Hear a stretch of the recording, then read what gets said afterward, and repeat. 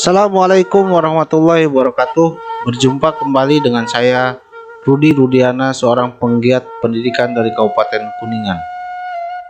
Pada pertemuan kali ini saya akan mencoba membawakan tema, yaitu proses penyusunan kurikulum operasional satuan pendidikan atau KOSP. Tayangan ini merupakan lanjutan dari seri sebelumnya, yaitu menyusun kurikulum operasional satuan pendidikan. Setelah mempelajari tayangan ini, saya harapkan nanti ke depan kita akan bisa menyusun kurikulum operasional satuan pendidikan dengan minimal memuat 4 bagian atau 4 unsur, yaitu yang pertama prinsip dasar, profil pelajar Pancasila, komponen KOSP, dan standar kompetensi lulusan. Target capaiannya adalah, setelah mengikuti tayangan ini, saya berharap sahabat-sahabat guru semuanya dapat menyusun dokumen kurikulum operasional satuan pendidikan atau KOSP yang tervalidasi.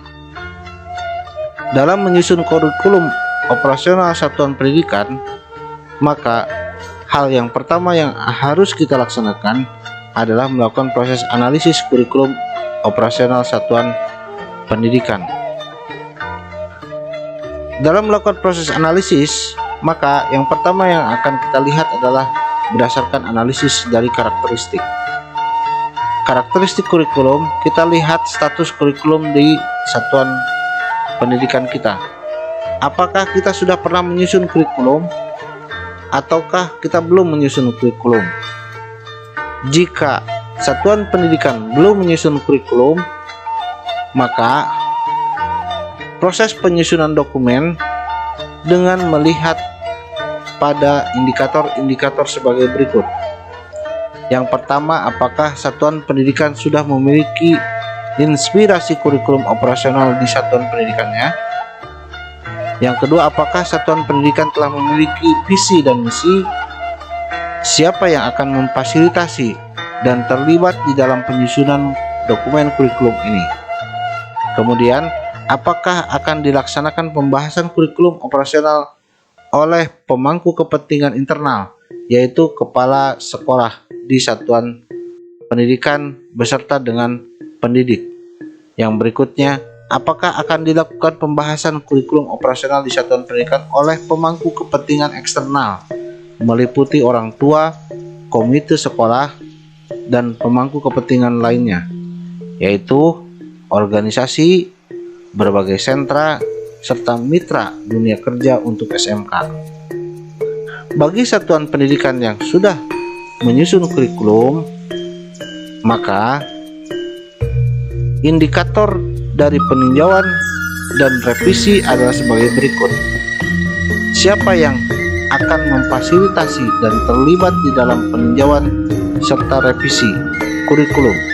Yang berikutnya, apakah kurikulum operasional di satuan pendidikan yang telah dibuat sudah sesuai dengan kerangka dan ketentuan penyusunan?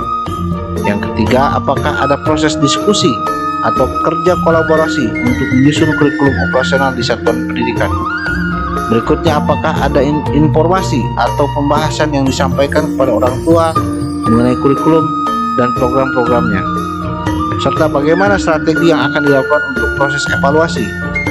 Dan khusus untuk sekolah menengah kejuruan, apakah substansi kurikulum yang ada masih sesuai dengan kebutuhan dunia kerja atau harus ada revisi?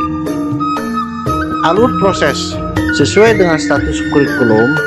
Bagi sekolah yang belum menyusun kurikulum, maka alur proses penyusunannya memulai dari menganalisis konteks karakteristik satuan pendidikan. Selanjutnya, merumuskan visi dan misi serta tujuan dari satuan pendidikan. Hal ini adalah proses evaluasi jangka panjang. Sementara proses evaluasi jangka pendek, maka satuan pendidikan melakukan penentuan pengorganisasian pembelajaran, kemudian pendidik menyusun rencana pembelajaran, serta merancang pendampingan, evaluasi, dan pengembangan secara profesional. Bagi sekolah yang sudah menyusun kurikulum, proses evaluasi dilaksanakan dalam jangka panjang, yaitu adalah proses menganalisis konteks karakteristik satuan dari pendidikan. Yang kedua adalah meninjau ulang visi, misi, dan tujuan, di mana dalam jangka pendek, proses evaluasi dilakukan untuk meninjau ulang pengorganisasian pembelajaran, sehingga bisa menyusun rencana pembelajaran dan merancang pendampingan, evaluasi, dan pengembangan secara profesional. Proses analisis karakteristik dan merumuskan visi, misi, serta tujuan bagi satuan pendidikan kita akan bisa lihat dari dua hal. Yang pertama, bagi satuan pendidikan yang umum, contoh untuk SD atau sekolah dasar, sekolah menengah pertama, dan sekolah menengah atas, maka alur pikir satuan pendidikannya akan berbeda dengan alur pikir satuan pendidikan sekolah menengah kejuruan. Proses alur pikir satuan pendidikan adalah sebagai berikut. Yang pertama, apakah satuan pendidikan sudah memiliki visi, misi, dan tujuan yang ajak? Jika belum, maka melakukan analisis karakteristik lingkungan belajar satuan pendidikan. Berikutnya, melakukan dan merumuskan visi, misi, serta tujuan dari setiap satuan pendidikan. Kemudian, melakukan analisis kebutuhan satuan pendidikan dan dilanjutkan dengan proses penyusunan strategi sehingga bisa mendesain pengorganisasian pembelajaran.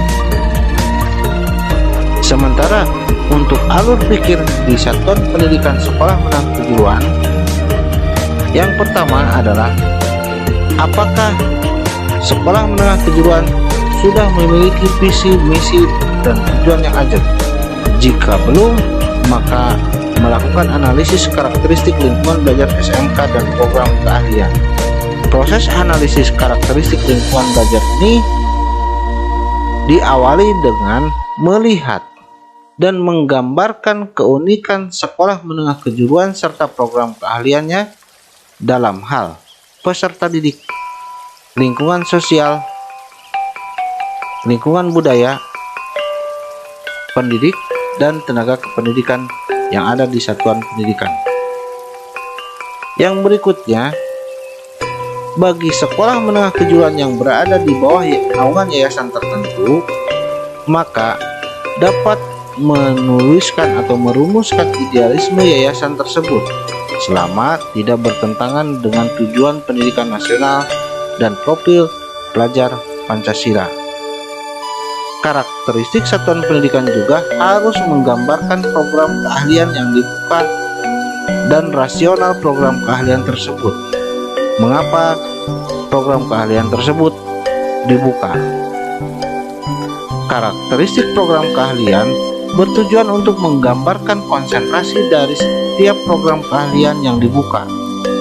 Contohnya seperti program keahlian teknik otomotif, maka akan memilih konsentrasi pada perawatan dan perbaikan kendaraan ringan.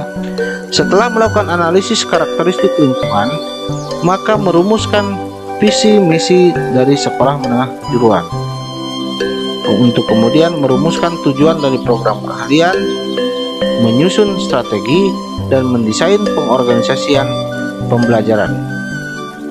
Pilihan analisis karakteristik satuan pendidikan diberikan kebebasan untuk memilih salah satu dari tiga pilihan ini, di mana analisis kekuatan dan perbaikan dari satuan pendidikan dilihat berdasarkan ranah perencanaan dan pengelolaan pembelajaran. Hal ini menjadi pilihan yang pertama. Pilihan yang kedua, proses analisis dan perbaikan dengan mempertimbangkan sudut pandang peserta didik. Pada pilihan yang ketiga, dengan mempertimbangkan sudut pandang peserta didik dan orang tua. Sementara pada pilihan yang keempat, dengan mempertimbangkan sudut pandang atau masukan dari berbagai pihak untuk meninjau ulang dan merumuskan kembali visi, misi, dan tujuan dari satuan pendidikan. Dalam hal ini, jika satuan pendidikan memilih pilihan yang pertama, kepala sekolah harus memahami struktur kurikulum sebelum membentuk dan memimpin tim untuk mengembangkan kurikulum operasional. Pengawas dan pendidik harus dapat memahami kurikulum merdeka sehingga dapat memberikan pelatihan terkait dengan struktur kurikulum dan menjadi mentor dalam proses pengembangan kurikulum. Kepala sekolah membuat penyesuaian sederhana pada contoh analisis yang telah dilakukan oleh satuan pendidikan lainnya. Dalam hal ini, maka satuan pendidikan menyiapkan rapot pendidikan. Hal ini bertujuan untuk meninjau dan melihat mutu dari hasil belajar sebelumnya, kemudian melihat juga kompetensi dan kinerja pendidik dan tenaga kependidikan, serta melihat mutu dan relevansi dari pembelajaran pada tahun-tahun sebelumnya. Kemudian, satuan pendidikan harus melihat pada hasil observasi pembelajaran, di mana hasil observasi pembelajaran yang dilaksanakan dalam bentuk supervisi oleh kepala sekolah menjadi acuan agar penyusunan kurikulum operasional satuan pendidikan ini memenuhi kriteria. Jika satuan pendidikan memiliki pilihan yang nomor 2, maka kepala sekolah harus melibatkan pendidik dalam mengembangkan kurikulum operasional. Hal ini dilakukan untuk mendapatkan gambaran real kebutuhan dan aspirasi dari peserta didik. Pengawas dan pendidik sekolah dapat memantau proses penyusunan kurikulum operasional di satuan pendidikan dan menjadi mentor jika diperlukan dalam proses pengumpulan data untuk menjadi bahan analisis. Kepala sekolah dapat memodifikasi pada contoh analisis yang telah dilakukan oleh satuan pendidikan lainnya dengan menyesuaikan dengan karakteristik peserta didik di satuan pendidikannya. Dalam hal ini, data yang harus disiapkan dalam melaksanakan proses analisis yang pertama adalah raport pendidikan. Dengan demikian, kepala sekolah dan pendidik dapat melihat mutu serta hasil belajar, kompetensi dan kinerja pendidik, serta tenaga kependidikan, serta mutu dari relevansi pembelajaran. Kemudian, hasilnya didiskusikan dengan pendidik dan tenaga kependidikan untuk dibandingkan dengan hasil observasi pada saat pelaksanaan proses supervisi. Dalam hal ini, kepala sekolah dapat memiliki gambaran yang lebih jelas dari hasil observasi pembelajaran serta hasil diskusi dengan pendidik dan tenaga kependidikan. Bagi sekolah yang membuat pilihan nomor 3, maka kepala sekolah menangkap aspirasi peserta didik dan atau orang tua dalam mengembangkan kurikulum operasional. Hal ini dilakukan untuk mendapatkan gambaran real kebutuhan dan aspirasi peserta didik serta harapan dan dukungan dari orang tua murid. Pengawas dan atau pendidik dapat memantau proses penyusunan kurikulum operasional di satuan pendidikan dan menjadi mentor jika diperlukan untuk merancang instrumen pengambilan informasi dan metode analisisnya. Kepala sekolah dapat mengembangkan analisisnya berdasarkan data yang diperoleh dan membuat prediksi, kesempatan, dan ancaman berdasarkan masukan dari pendidik, peserta didik, dan orang tuanya. Data yang disiapkan untuk melakukan proses analisis dengan pilihan ketiga, yang pertama adalah raport pendidikan, yang kedua hasil observasi pembelajaran, dan yang ketiga masukan dari pendidik, peserta didik, dan atau orang tua murid. Sementara proses analisis karakteristik satuan pendidikan dengan pilihan keempat dilaksanakan dengan cara kepala sekolah melibatkan berbagai pemangku kepentingan dalam mengembangkan kurikulum operasional sekolah atau operasional satuan pendidikan. Hal ini dilakukan tidak hanya untuk mendapatkan gambaran real kebutuhan dan aspirasi peserta didik saja, tetapi juga peluang dan penyelarasan dengan visi misi tujuan daerah untuk memperkaya proses pembelajaran peserta didik. Pengawas dan pendidik dapat memantau proses penyusunan kurikulum operasional di satuan pendidikan atau menjadi coach jika diperlukan dalam memperkaya dan menajamkan analisis. Kepala sekolah dapat membagikan proses analisis yang telah dilakukan oleh satuan pendidikannya sebagai inspirasi untuk satuan pendidikan lainnya. Data yang disiapkan dalam melakukan proses analisis pada pilihan keempat ini yang pertama adalah raport pendidikan, yang kedua hasil observasi pembelajaran atau dalam bentuk supervisi, masukan dari pendidik, peserta didik, orang tua murid, mitra yang terdiri atas organisasi, komunitas, dan lain sebagainya. Kemudian data lainnya adalah visi misi tujuan dari daerah setempat. Yang berikutnya adalah data terkait sistem, sumber daya, fasilitas, dan mitra yang tersedia. Beberapa alat yang dapat digunakan untuk menganalisis informasi yaitu dengan cara menggunakan analisis SWOT, root cause, atau fishbone. Setelah melakukan analisis karakteristik, kemudian kita akan lanjutkan dengan merumuskan visi misi serta tujuan. Dalam hal merumuskan visi, maka harus dipahami bersama jika visi adalah cita-cita bersama pada masa yang akan datang dari seluruh warga dari satuan pendidikan yang dirumuskan berdasarkan masukan dari seluruh warga satuan pendidikan. Visi harus merupakan gambaran masa depan yang diinginkan untuk dicapai oleh satuan pendidikan. Visi harus dapat memberikan panduan atau arahan serta motivasi. Visi harus realistis, kredibel, dan atraktif.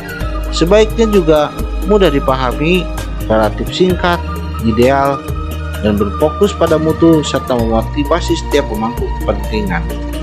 Sementara itu misi adalah pernyataan bagaimana satuan pendidikan dapat mencapai visinya yang ditetapkan untuk menjadi rujukan bagi penyusunan program jangka pendek, penyusunan program jangka menengah, dan penyusunan program jangka panjang dengan berdasarkan masukan dari seluruh warga satuan pendidikan. Selanjutnya, tujuan adalah gambaran hasil yang akan dicapai dalam kurun waktu tertentu oleh setiap satuan pendidikan atau program keahlian dengan mengacu pada karakteristik dan atau keunikan dari setiap satuan pendidikan sesuai dengan prinsip yang sudah ditetapkan. Dalam hal ini, tujuan dari satuan pendidikan harus diselaraskan dengan visi dan misi dari satuan pendidikan,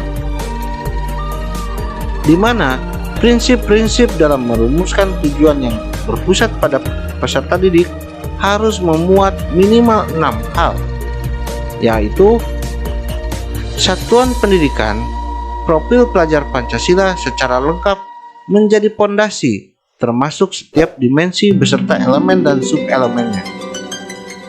Yang berikutnya, mampu mengevaluasi secara kritis lingkungan belajar di satuan pendidikan dan membuat perubahan yang diperlukan agar memungkinkan seluruh peserta didik dan pendidik untuk bekerja mengembangkan nilai-nilai profil pelajar Pancasila pada peserta didik.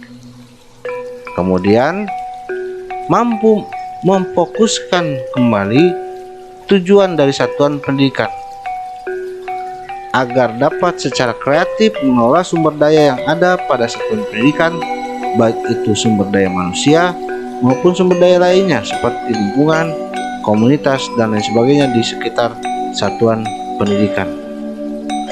Kemudian yang berikutnya adalah menjadikan profil pelajar Pancasila sebagai prinsip utama setiap program pembelajaran untuk membantu peserta didik berkembang sesuai dengan keragaman potensinya. Menggunakan profil pelajar Pancasila sebagai alat untuk melakukan refleksi dan analisis seluruh program pembelajaran di satuan pendidikan. Satuan pendidikan dapat melakukan refleksi secara berkala untuk mengetahui sejauh mana keberhasilan dalam pembelajaran pada struktur dan sistem serta kurikulum yang ada di satuan pendidikan. Dengan demikian memungkinkan peserta didik dan pendidik yang melaksanakan program pembelajaran untuk berkembang menjadi seperti yang dideskripsikan di dalam profil pelajar Pancasila yang ada di satuan pendidikan. Inilah prinsip-prinsip dari kita menuliskan tujuan, sehingga tujuan ini harus selaras dengan visi dan misi. Dengan demikian, maka dalam menuliskan tujuan satuan pendidikan, tujuan harus tertulis secara jelas dan menyatakan hasil sebuah aksi yang perlu dilakukan untuk mencapai misi. Kemudian bagaimana strategi untuk mencapai misi yang realistis ini akan dijalankan. Dengan demikian, tujuan menjadi pondasi dari pelaksanaan misi satuan pendidikan. Oleh karenanya, misi satuan pendidikan harus jelas menyatakan hal-hal yang perlu dilakukan untuk mencapai visi. Kemudian, apakah seluruh warga satuan pendidikan memahami hal-hal yang menjadi prioritas untuk mencapai visi, sehingga visi dapat menggambarkan harapan seluruh warga dari satuan pendidikan. Kemudian, visi juga dapat menyatakan tujuan besar yang ingin dicapai oleh satuan pendidikan, sehingga visi dari satuan pendidikan harus berpusat pada peserta didik. Oleh karenanya, kita lakukan evaluasi visi, misi, dan tujuan. Pada saat sekolah sudah memiliki visi, misi, dan tujuannya, maka diperkenankan sekolah untuk menggunakan visi, misi, dan tujuan yang sudah ada.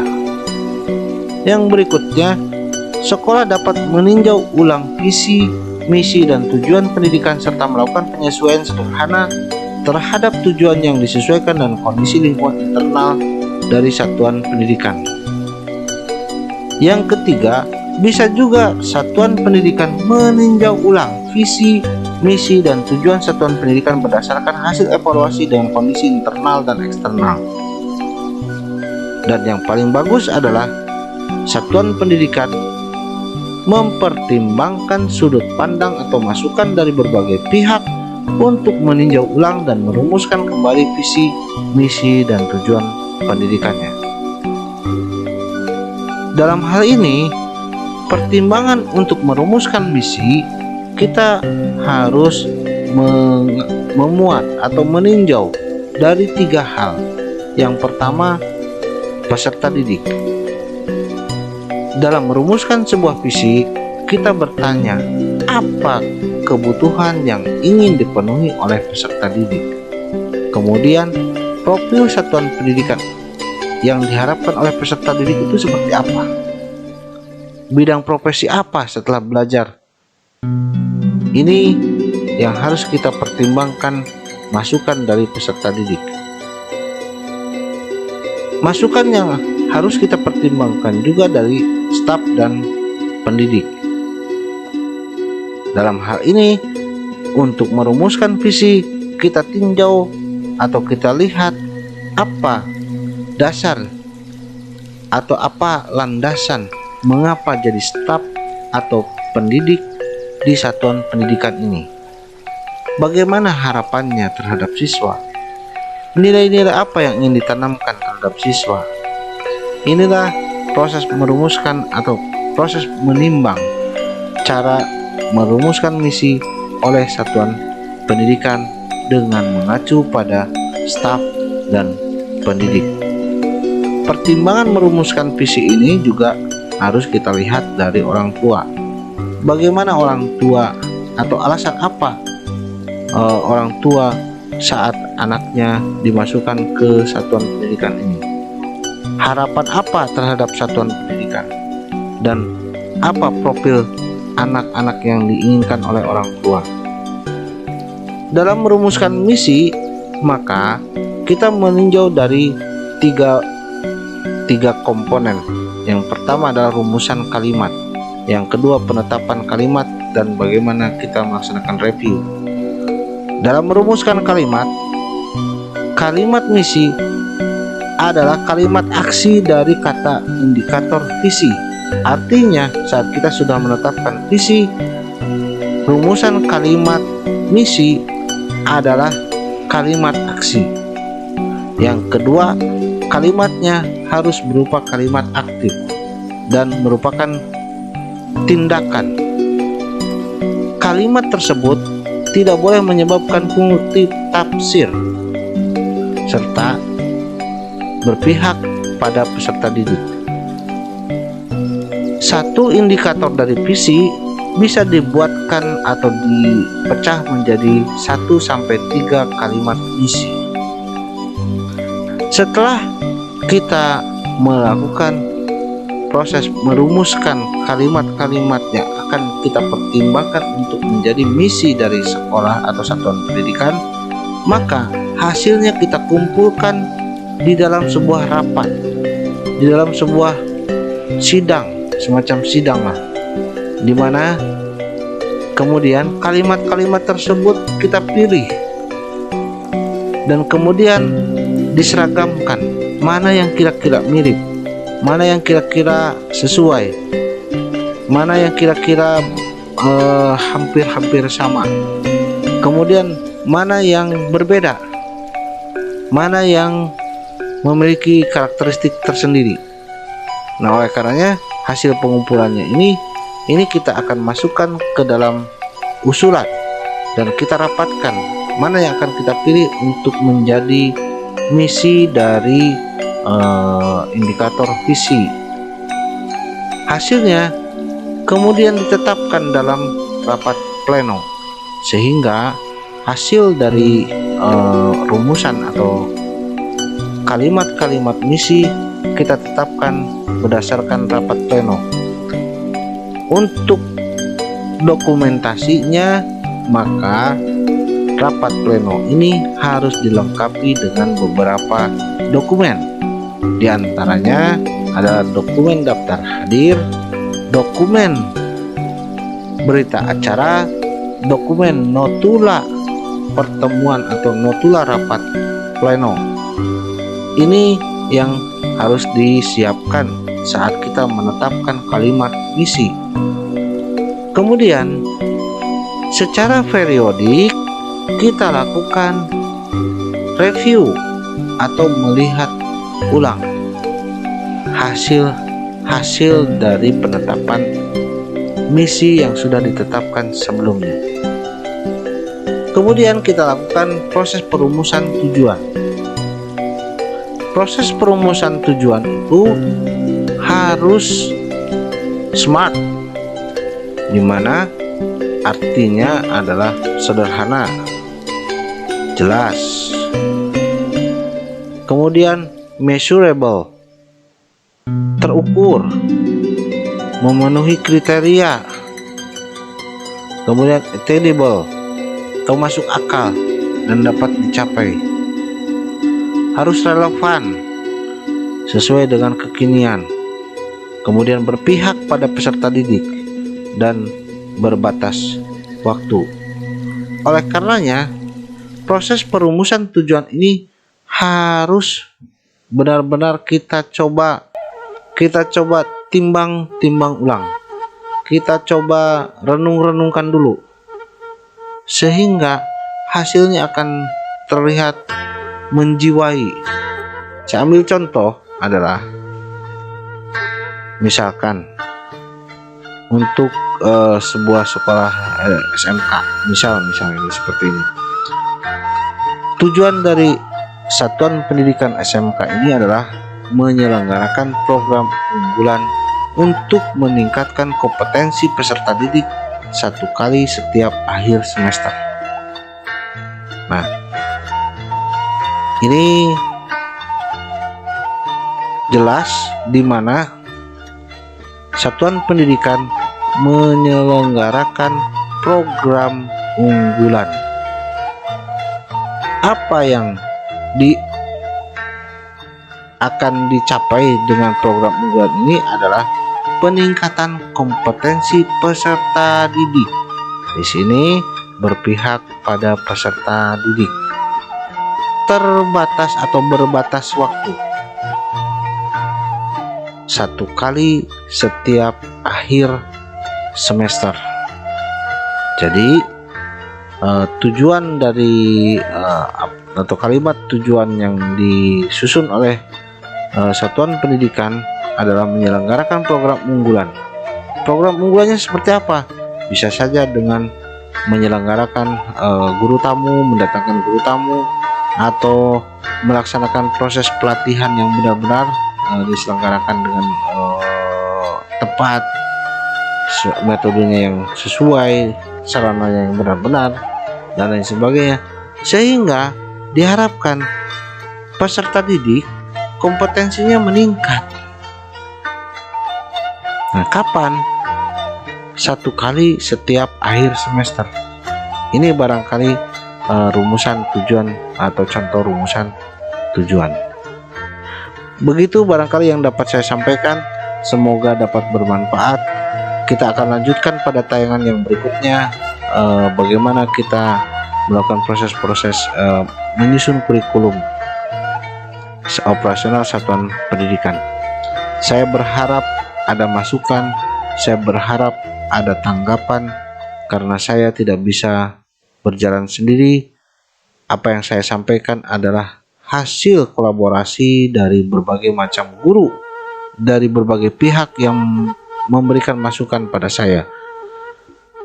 Yang berikutnya, jika ada pertanyaan dan lain sebagainya, silahkan Anda bisa mengontak nomor kontak yang ada di sini melalui email, atau Anda bisa berkunjung ke sekolah tempat saya bertugas di SMK Negeri 3 Kuningan. Bapak Ibu, sahabat guru yang saya hormati, jika Bapak Ibu berkenan dengan tayangan ini, kami mohon untuk memberikan like dan juga kiranya dapat mensubscribe channel ini dengan tujuan agar channel ini tetap bisa eksis sehingga kita bisa berbagi. Dan juga saya sampaikan pada Bapak Ibu sahabat guru sekalian, jika saya memiliki atau menyelenggarakan pertemuan rutin setiap hari Senin dengan tujuan kita akan dapat memberikan atau kita akan dapat berdiskusi lebih jauh tentang bagaimana menyelenggarakan belajar cara merdeka. Demikian yang saya dapat sampaikan. Mohon maaf jika ada kesalahan. Terima kasih. Billahi taufik wal hidayah. Wassalamualaikum warahmatullahi wabarakatuh.